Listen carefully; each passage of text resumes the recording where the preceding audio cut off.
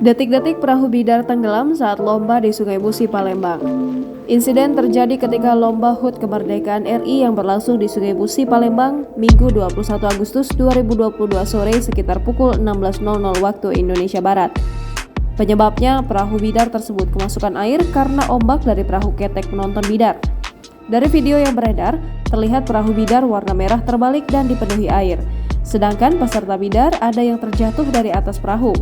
Tim rescue gabungan Basarnas Palembang, TNI Angkatan Laut, dan TNI Angkatan Darat dengan sigap membantu perahu dan peserta. Bayu, Humas Basarnas Palembang yang bertugas saat kejadian mengatakan perahu bidar itu kemasukan air oleh ombak dari banyaknya perahu penonton yang mendahului perahu peserta.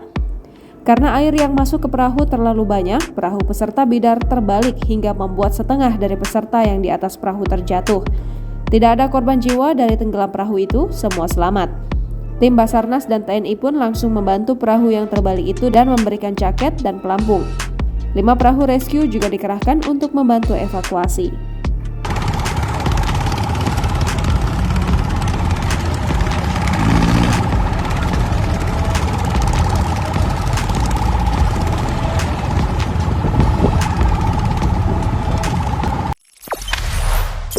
Jangan lupa subscribe, share, komen, dan like ya.